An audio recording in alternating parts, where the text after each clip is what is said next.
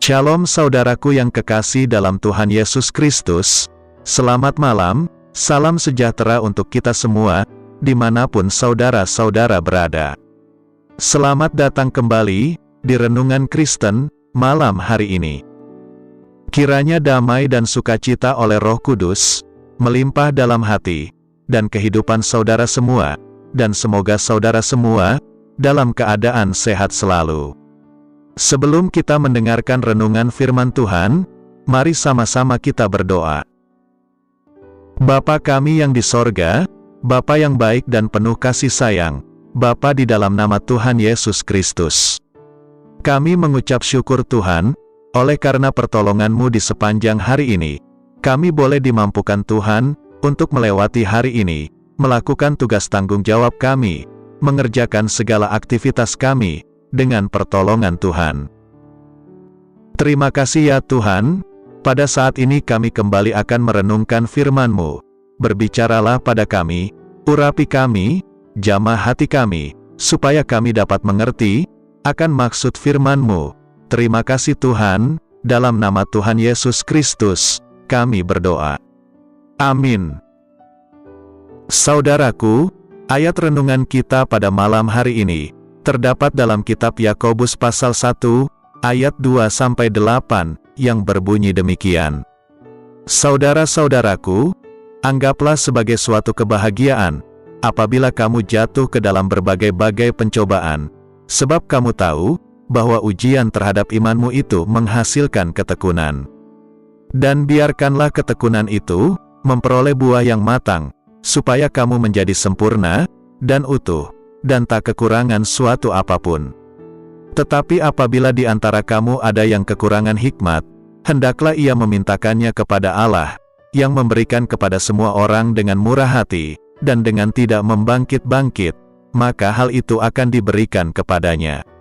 Hendaklah ia memintanya dalam iman, dan sama sekali jangan bimbang, sebab orang yang bimbang, sama dengan gelombang laut, yang diombang-ambingkan kian kemari oleh angin.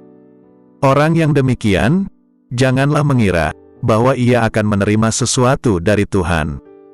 Sebab orang yang mendua hati, tidak akan tenang dalam hidupnya. Saudaraku, hidup manusia senantiasa penuh dengan pencobaan. Melalui pencobaan-pencobaan itulah, iman kita sebagai umat Tuhan diuji. Ketika kita sanggup melalui pencobaan tersebut, maka tingkat iman kita akan semakin dekat kepada kesempurnaan. Pertumbuhan rohani kita akan semakin nyata, dan menuju kepada kedewasaan secara rohani. Banyak sekali tokoh-tokoh dalam Alkitab, yang menjalani ujian-ujian iman. Dari kisah di Perjanjian Lama, kita dapat belajar ujian iman, yang dialami oleh Yusuf. Selama hidupnya, Yusuf mengalami berbagai macam ujian, yang membawa dia kepada tingkat yang lebih tinggi lagi, ketika dia berhasil melaluinya. Berikut ini, ujian-ujian iman, yang dilalui oleh Yusuf. Yang pertama, jubah maha indah yang digunakan Yusuf, ditanggalkan oleh kakak-kakaknya. Yang kedua, Yusuf dilempar ke dalam sumur kosong. Yang ketiga, Yusuf dijual sebagai seorang budak. Yang keempat, Yusuf difitnah oleh istri Potifar.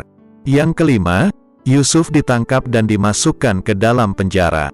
Yang keenam, Yusuf dilupakan oleh kepala juru minuman, yang telah diartikan mimpinya.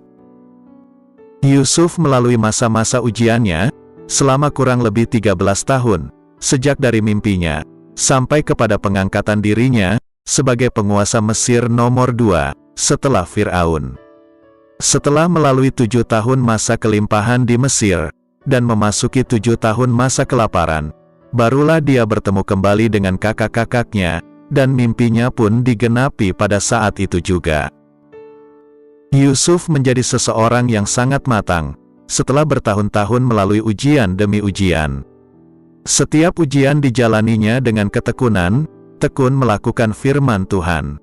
Itulah kekuatan yang membawa Yusuf kepada kesempurnaan iman, dan kedewasaan secara rohani.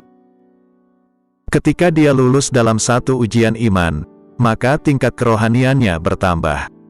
Ujian demi ujian yang dilalui, membuat Yusuf semakin dekat kepada Tuhan, dan Tuhan pun memberikan kepercayaan yang lebih besar lagi, setiap kali Yusuf lulus dalam ujian imannya. Demikian juga kita, sebagai umat Tuhan, juga mengalami ujian-ujian yang sama. Tuhan ingin membawa umatnya kepada kesempurnaan. Perlu diingat, bahwa semakin tinggi tingkat kerohanian seseorang, maka semakin berat ujian yang akan dihadapinya. Seorang anak SMP akan menjalani ujian yang lebih berat dibanding dengan tingkat SD. Seorang anak SMA akan menjalani ujian yang lebih berat lagi dibanding dengan tingkat SMP. Pada saat kuliah pun, ujiannya akan jauh lebih berat dibanding saat masih SMA. Ujian-ujian yang dialami juga akan memberikan tekanan yang semakin berat dan keadaan yang tidak nyaman bagi setiap pesertanya. Tetapi ketika lulus dari ujian tersebut, maka setiap siswa akan merasakan sukacita dan kelepasan yang luar biasa. Dan mereka akan naik kepada tingkat yang lebih tinggi dibanding sebelumnya. Setiap masalah dan pencobaan yang datang ke dalam hidup kita bukanlah terjadi begitu saja. Semuanya datang dengan seizin Tuhan.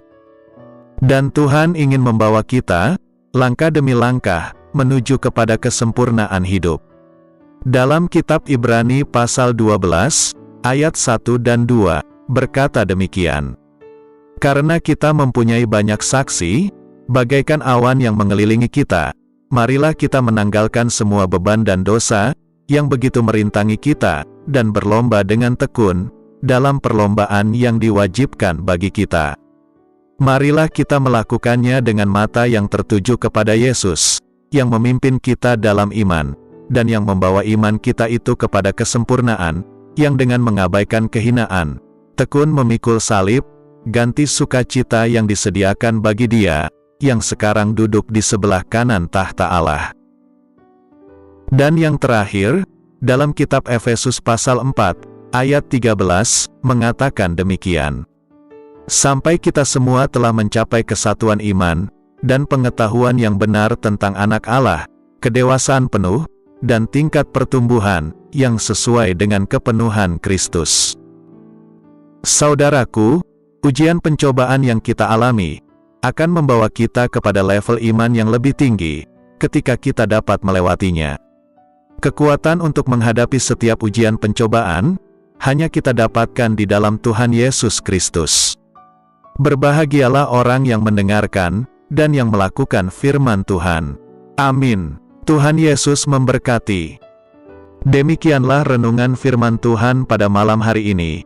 Semoga menjadi berkat bagi kita semua. Dan untuk menutup renungan pada malam ini, mari kita berdoa. Bapa kami yang di surga, Bapa dalam nama Tuhan Yesus Kristus, kami bersyukur atas pertolongan-Mu, penyertaan-Mu, juga atas berkat-Mu. Kami berbahagia dan bersyukur atas kebaikan Tuhan dalam hidup kami. Terima kasih buat penyertaan Tuhan di sepanjang hari yang telah kami lewati, hingga pada malam hari ini. Kami boleh bersyukur lagi di hadapan Tuhan, melalui doa dan renungan pada malam hari ini. Terima kasih buat firman-Mu pada hari ini ya Tuhan, kami mau selalu belajar dan terus belajar tentang firman-Mu. Firman-Mu yang menguatkan dan meneguhkan iman kami, firman-Mu yang mengubahkan hidup kami. Kami mau melakukan firman-Mu ya Tuhan di sepanjang hidup kami, agar kami tetap kuat berjalan bersama dengan Engkau. Terima kasih ya Tuhan, buat kesempatan hidup yang masih Engkau berikan, kami mau pakai untuk hormat dan kemuliaan nama-Mu. Kiranya Engkau terus memberkati kehidupan kami, keluarga kami, sanak saudara kami, daerah tempat tinggal kami, bangsa dan negara kami, pemerintah-pemerintah kami, biarlah semuanya dalam perlindungan-Mu ya Tuhan, dan jadilah sesuai kehendak-Mu yang terbaik dalam kehidupan kami. Ya Tuhan, hamba berdoa buat saudara-saudaraku, yang sudah mendengarkan renungan hari ini, yang saat ini sedang mengalami sakit penyakit, pergumulan masalah, kebutuhan ekonomi, kiranya Engkau jamah, sembuhkan dan pulihkan, berkati perekonomian mereka, serta berikan jalan keluar, di setiap pergumulan masalah yang mereka sedang hadapi. Dan ajarlah kami ya Tuhan, untuk selalu berharap dan percaya sepenuhnya kepada Tuhan Yesus. Pada malam hari ini ya Tuhan, kami akan beristirahat dalam tidur kami. Kiranya Engkau sertai dan lindungi kami di sepanjang malam ini, sehingga kami boleh bangun besok pagi, dengan tubuh yang sehat, kuat, serta diberkati Tuhan. Terima kasih Tuhan, inilah yang menjadi doa dan permohonan kami. Dalam nama Tuhan Yesus, kami berdoa. Amin.